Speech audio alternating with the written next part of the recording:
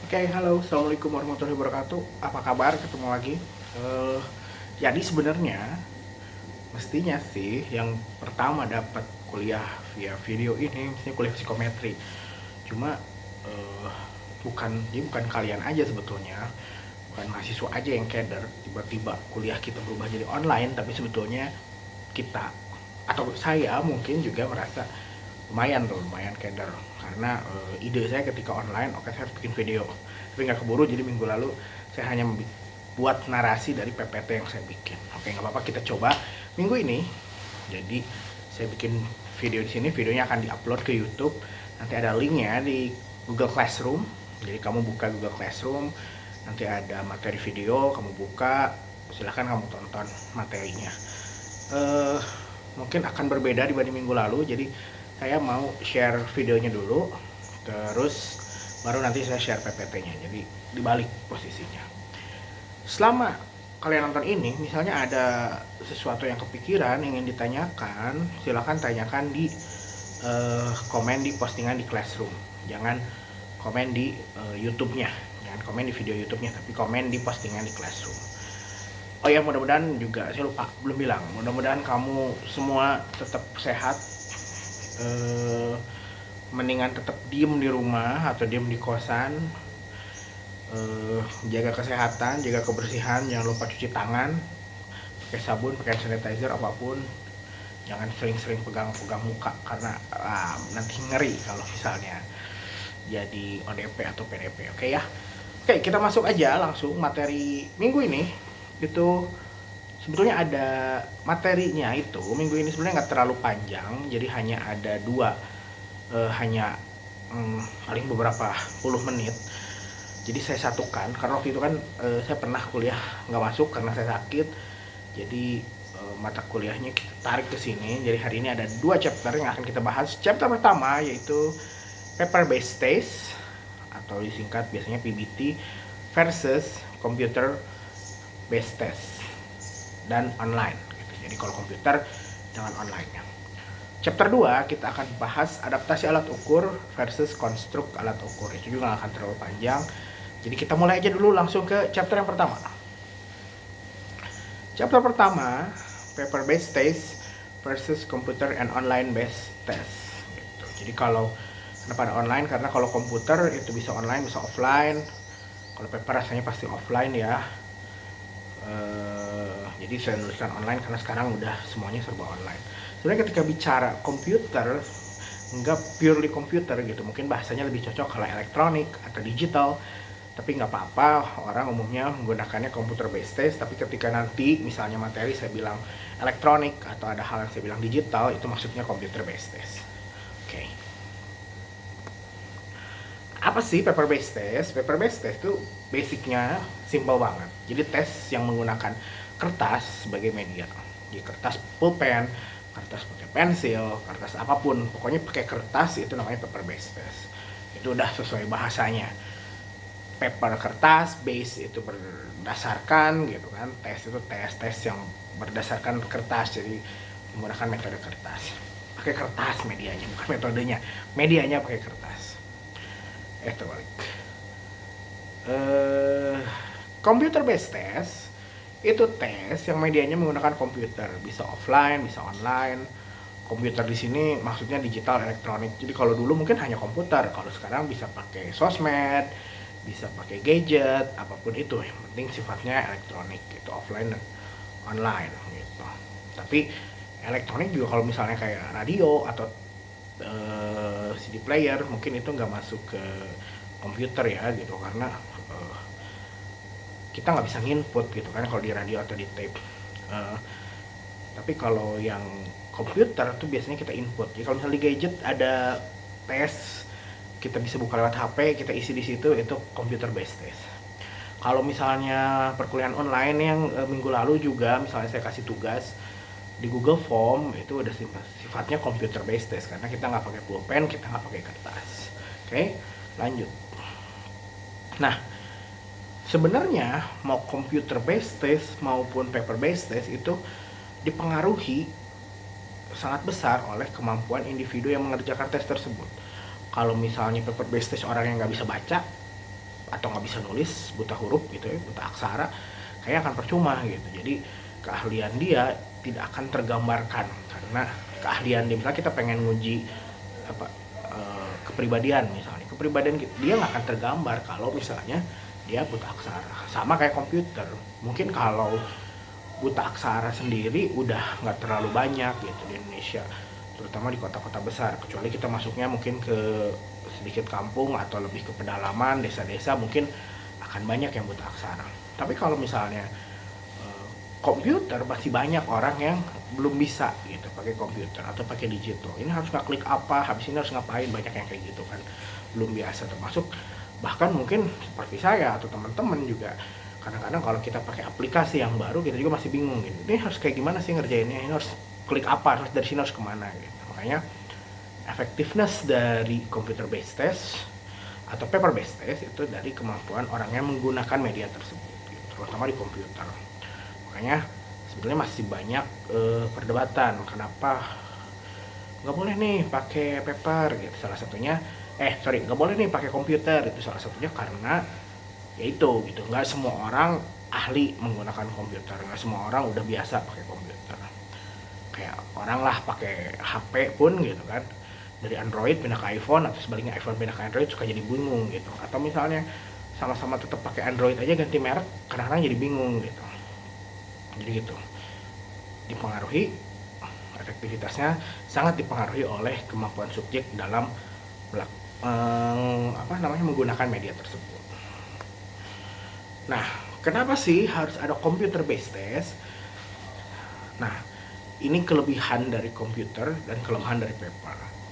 Jadi kalau kelebihan paper sebetulnya dia itu udah sangat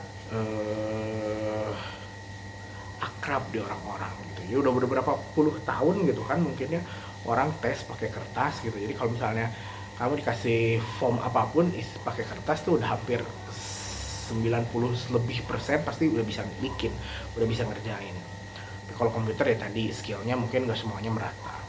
Tapi paper based test ada kelemahannya. Pertama, lebih mahal. Kenapa lebih mahal? Masa sih paper based test lebih mahal? Rasanya komputer akan lebih mahal. Yes, mungkin kalau pertama kali bikin komputer tuh lebih mahal karena harus bikin software, bikin server dan lain-lain gitu. Kalau kertas kan nggak usah, bikin data, print, udah gitu udah beres gitu, semuanya beres gitu. Nah, tapi si kertas ini akan jadi lebih mahal karena kalau tesnya mau diulang itu kita ngeprint lagi. Kalau komputer nggak usah gitu, tesnya mau diulang ya tinggal diulang aja gitu, toh aplikasinya udah ada di situ gitu. Atau misalnya mau ada update item, jadi kalau kayak kuis saya minggu lalu tuh yang awal-awal tuh 6 orang pertama tuh nggak nulis nama di kuisnya, jadi yang selanjutnya kan ada permintaan nama gitu. Itu yang miss dari saya gitu, saya nggak tahu, saya pikir sistemnya dari Google Classroom gitu, ketika misalnya saya Ilham ngerjain tugas itu akan langsung terdaftar nama saya gitu. Ternyata enggak, tetap harus tulis nama gitu kan. Akhirnya dari situ saya update tesnya atau kuisnya, saya update ada permintaan nama gitu. Nah kalau paper itu nggak bisa kayak gitu, saya lupa nulis nama ya udah. Oke lah kalau misalnya nulisnya tulisan tangan biasa. Kalau misalnya pakai LJK misalnya Barjob komputer, kan nggak bisa tuh bikin bulat-bulat LJK-nya sendiri. Itu harus berhubungan dengan yang lain-lain. Akhirnya harus ngeprint lagi dan ujungnya jadi mahal gitu. Atau misalnya kayak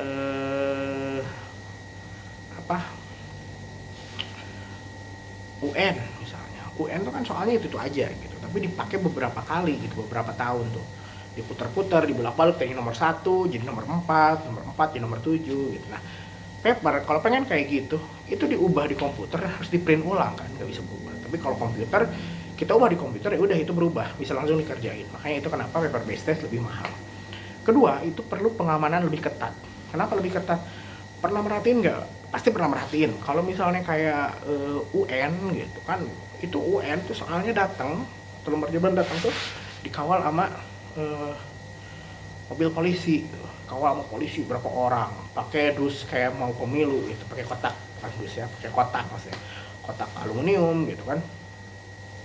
Karena apa? Karena kalau paper tuh pengaman lebih ketat apa? Banjir misalnya atau hujan bisa hancur. Terus kalau misalnya hilang, bisa hilang gitu kan.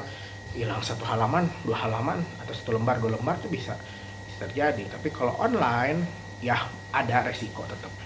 Yang online bisa aja dihack misalnya soalnya atau jawabannya bisa aja gitu. Tapi lebih aman kalau misalnya ada banjir atau apa, kayaknya nggak sesensitif paper gitu sih.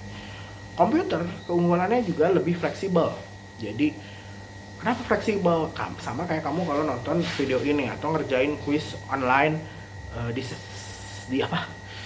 Google Classroom gitu, di Google Classroom. Jadi kamu mau ngerjain kapanpun, kamu mau ngerjain dimanapun tuh terserah kamu gitu.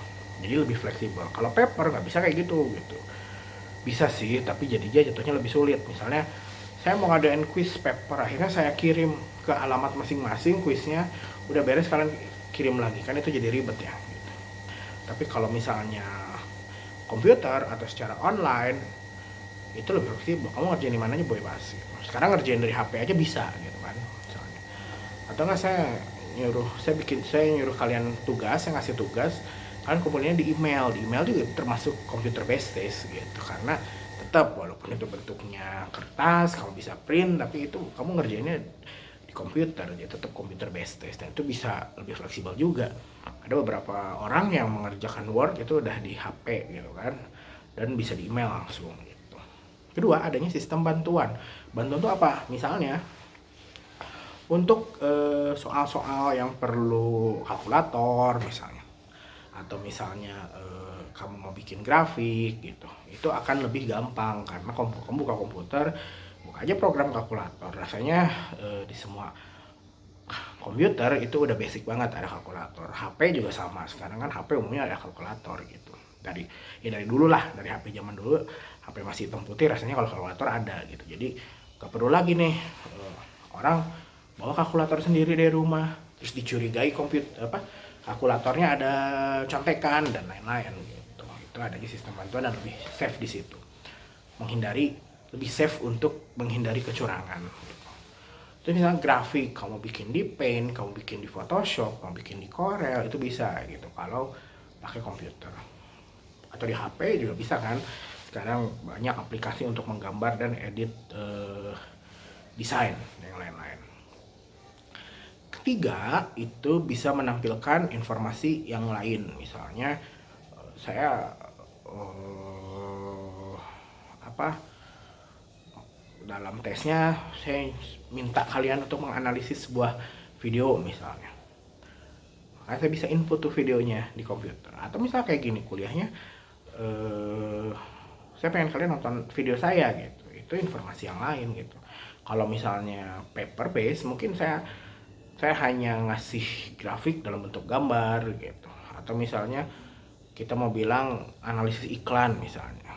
Kalau paper base paling potongan iklannya, screenshot dari iklannya, terus kita tanya gitu. Itu kan kurang jelas. Beda dengan memang iklannya kita simpen videonya di tes tersebut gitu. Itu akan lebih jelas gitu.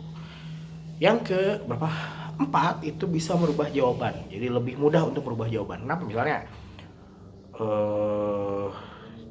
dipikir-pikir jawaban saya itu salah nih nomor sebelumnya, terus kita mundur, kita ubah, itu bisa kalau di komputer umumnya bisa. Sama kayak ada missnya saya di beberapa mata kuliah kemarin selama online. Jadi si Google Formnya minta kunci jawaban, terus saya isi kunci jawaban. Maksud saya itu untuk mempermudah saya ngoreksi. Saya berharap Google Form langsung memberikan nilai gitu. Ternyata ketika misalnya ada yang udah isi, itu kita bisa lihat skor. Kita bisa lihat skor mereka yang isi Google Form tuh, bisa tahu mana jawaban benar, mana jawaban dia apa, terus yang benarnya apa gitu. Banyak orang tuh udah tahu jawaban benernya, terus dia ngisi lagi Google Form kedua kali, sampai ada yang 5 kali gitu isi Google Form menyesuaikan nama jawaban si kunci jawaban gitu ya. Bisa kayak gitu komputer ya. Itu cara yang nggak benernya sih. Tapi kalau cara benernya, misalnya kamu udah ngerjain sampai nomor 3, nomor 2 perasaan nomor 2 tuh salah gitu, atau nomor 2 tuh salah klik gitu, kamu bisa balik lagi dan nggak usah khawatir kertasnya rusak, kertasnya basah, jadi burem, kotor gitu kan. Kalau misalnya zaman LJK tuh kan upayakan jangan terlalu sering hapus ya, nanti jadi hitam dan bla bla, nanti kebacanya error dan lain-lain. Ada khawatir kayak gitu. Tapi kalau komputer ya enggak. Belakang kita pencet back, kita klik jawaban yang kita inginkan, atau misalnya kita tulis lagi jawaban yang baru, submit lagi, ya udah jawabannya berubah, nggak ada masalah. Itu merubah jawaban lebih mudah. Yang ke 1 2 3 4 5, lingkungan yang nyaman, yang lebih nyaman bagi subjek. Ini sama kayak tadi, lebih fleksibel, nyambungnya ke sini. Kenapa lebih nyaman? Sekarang kamu mau nyaman di mana? Ada yang senang mungkin ngerjain tesnya di kafe misalnya, atau saya lebih senang di kosan, atau saya tetap lebih senang ngerjainnya di kampus, itu terserah kamu gitu. Jadi kalau misalnya komputer based test, selama ada komputer, selama ada gadget, selama ada, kalau harus online mungkin selama ada jaringan online, itu nggak masalah gitu. Dimanapun tempat yang nyaman buat kamu, kamu bisa ngerjain itu gitu. Yang terakhir itu nilai skornya lebih cepat didapat. Jadi biasanya kayak tadi yang contoh Google Form, ada beberapa platform yang udah bisa baca nih, kamu jawabannya bener 8 dari 10, langsung dapat nilai 8 gitu. Kayak Google Form, kalau saya masukin kunci jawaban, dia udah ketahuan online segini, langsung kayak gitu. Nah, itu yang bikin lebih cepat. Dan rasanya pun, kalaupun tidak seperti itu, misalnya saya ngasih tugas online gitu, saya bisa langsung lihat gitu, tanpa harus dicek satu-satu gitu. Akan lebih cepat keluar nilainya. Oke. Lanjut. Nah, di tes psikologi menggunakan komputer itu ada beberapa hal.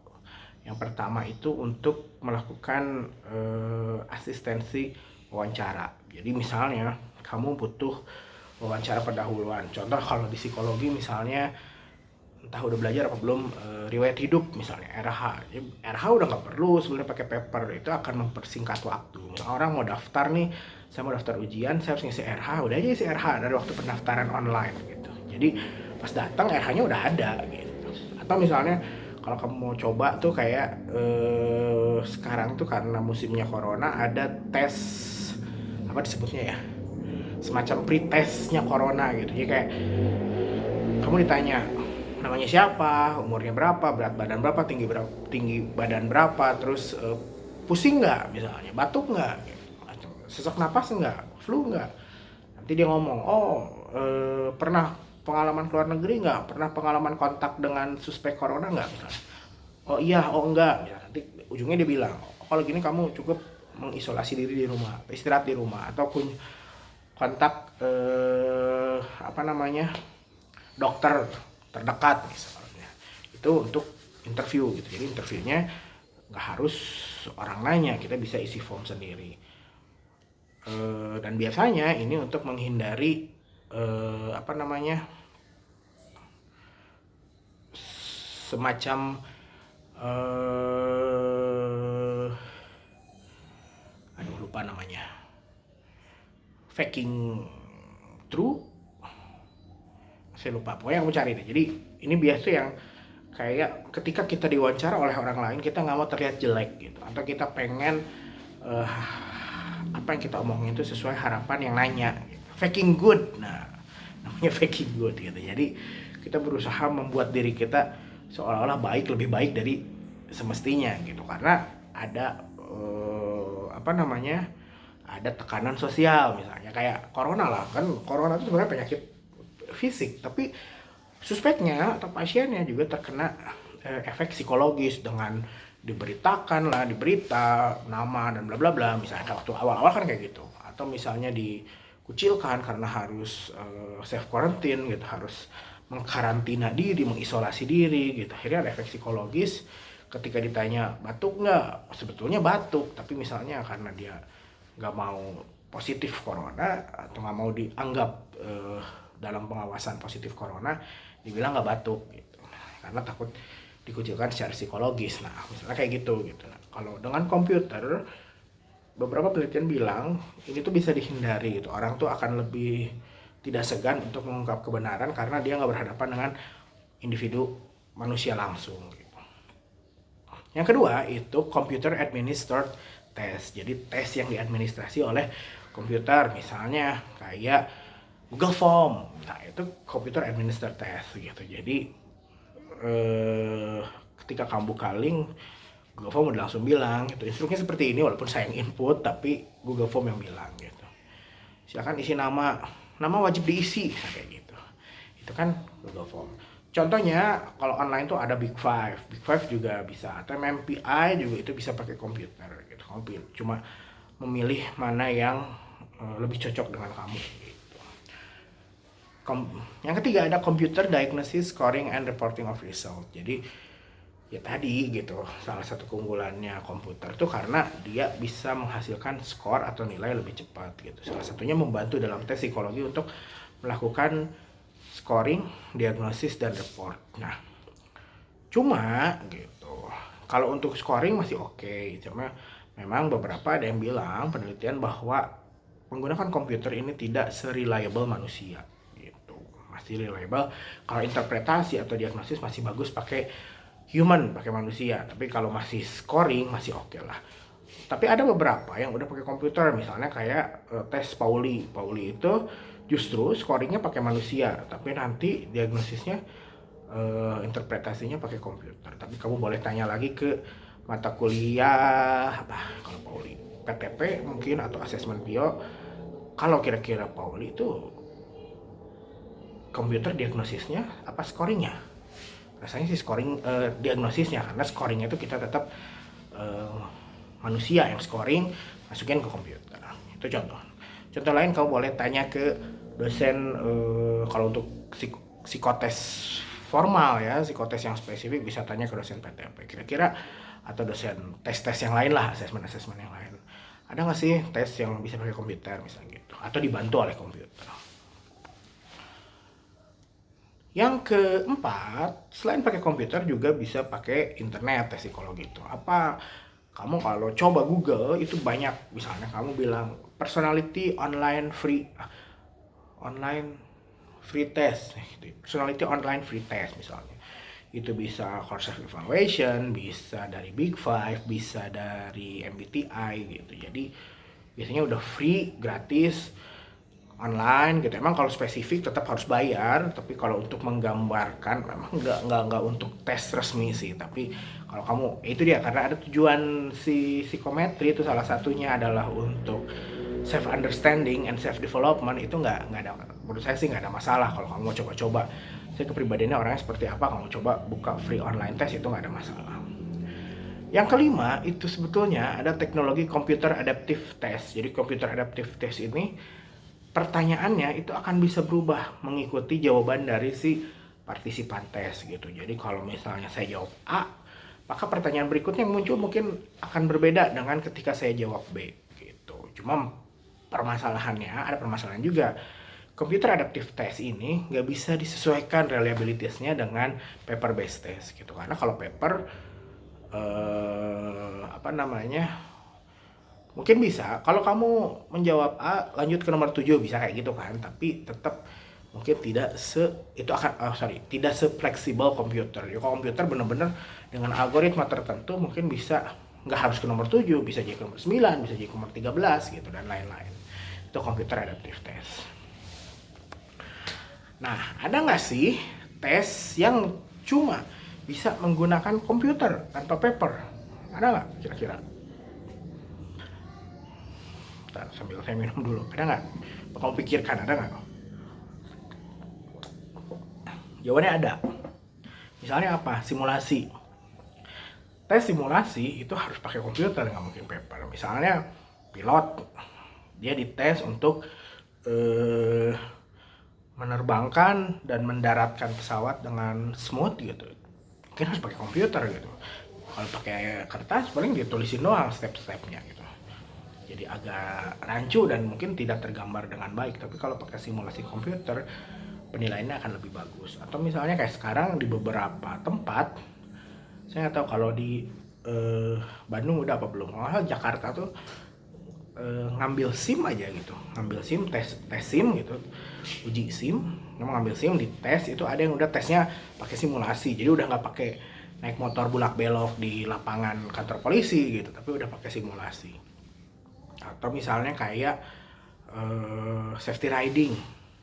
Jadi ada beberapa di Jepang, mungkin di Indonesia juga ada yang udah Astra kalau nggak salah, dia juga punya. Jadi kayak kalau di Jepang tuh kalau kita mau safety riding tuh sebelum kita praktek naik motor beneran, kita simulasi dulu gitu pakai komputer kemampuan bawa motornya sampai mana gitu.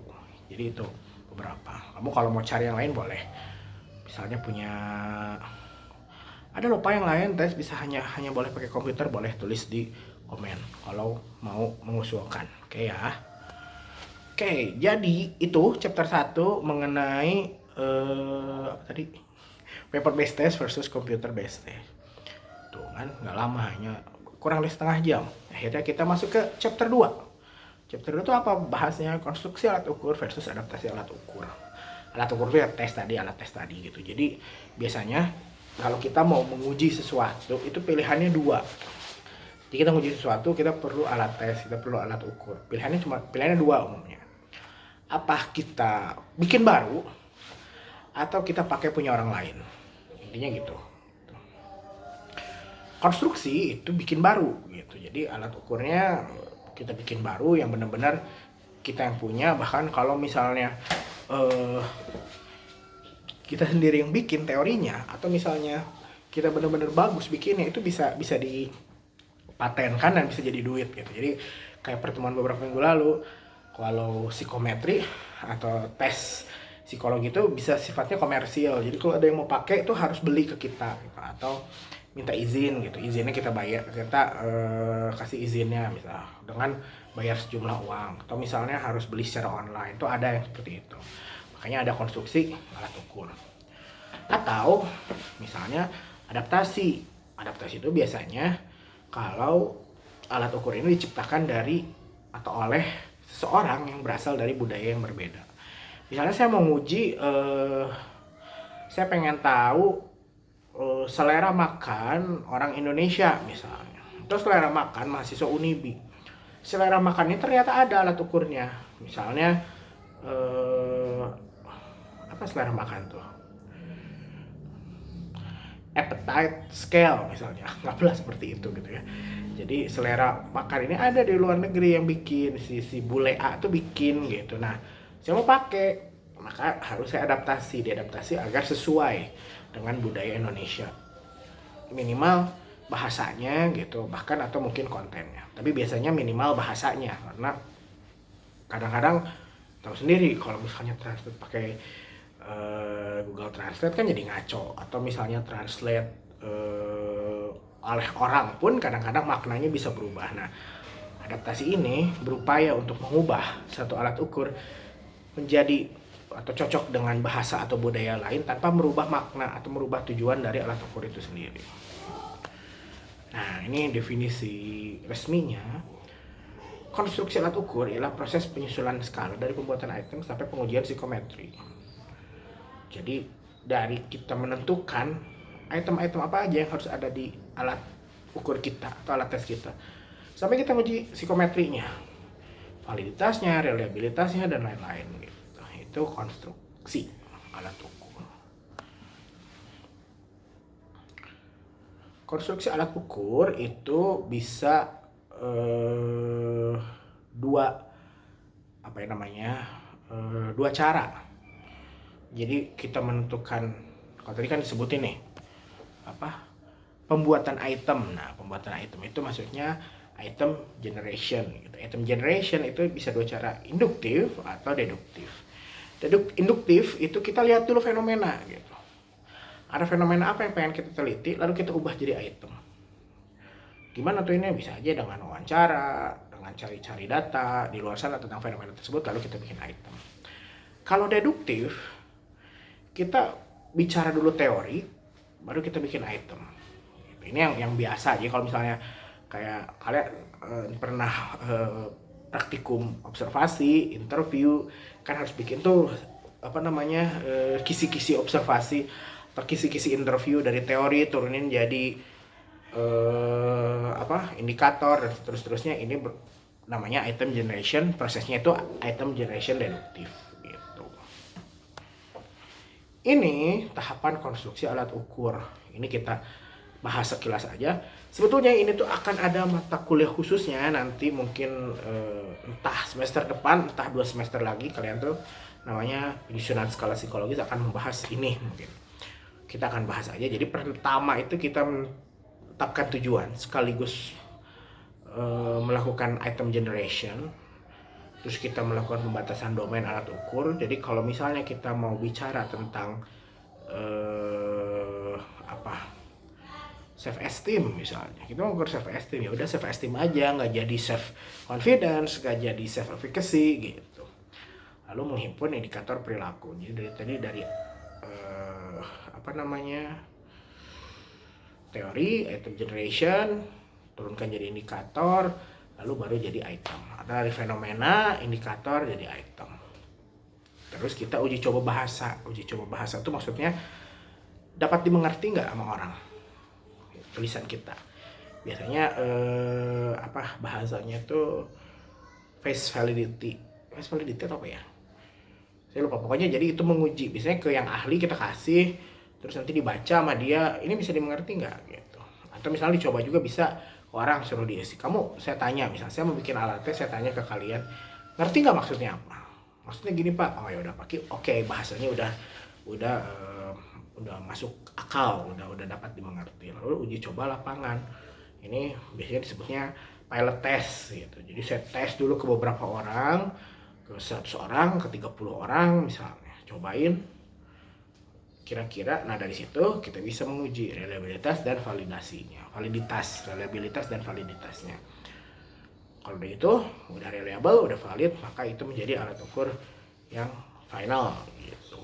Ini tahapan konstruksi alat ukur.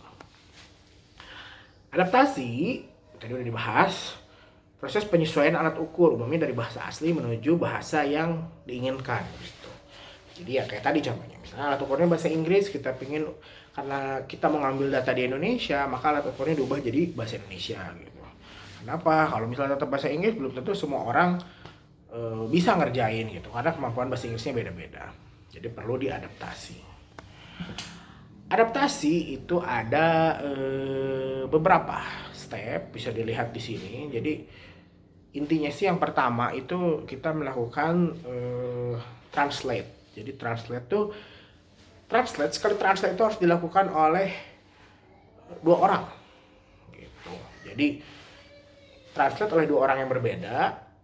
Udah translate, nah bahasa Inggris nih jadi bahasa Indonesia. Nah, kita punya 2 translatean kan? Kita punya 2 translatean yang bahasa Indonesia baru ini, kita sintesiskan gitu. Kita samakan. Misalnya item nomor 1, yang ini translate-nya apa? Yang ini translate-nya apa? Nah, kita sintesiskan. Kira-kira jadi item seperti apa gitu. Nanti udah disintesiskan, akhirnya jadi skala dalam bahasa Indonesia. Kita kembalikan, kita translate ulang ke bahasa asal. Jadi misalnya ke bahasa Inggris gitu. Nah, udah balik lagi ke bahasa Inggris, itu juga ditranslate ke bahasa Inggris oleh 2 orang yang berbeda gitu. Jadi total ada 4 orang translator gitu. Jadi ditranslate lagi 2 jadi bahasa Inggris, terus kira-kira sama nggak dengan alat ukur aslinya gitu. Ya alat ukur aslinya ngomongnya begini gitu. Ya alat ukur kita yang tadi udah jadi bahasa Indonesia yang udah disintesiskan, dibalikin ke bahasa Inggris, isinya sama nggak, hampir sama nggak gitu, atau jadi berubah makna gitu. Berarti kalau berubah makna berarti di proses translate itu ada sesuatu yang salah gitu. Udah kita bikin lagi ke bahasa Inggris, anggaplah udah sesuai dengan bahasa Inggris aslinya, kita udah punya alat ukur bahasa Indonesianya, kita melakukan expert judgment. Jadi kita bawa nih, misalnya saya bikin alat ukur tentang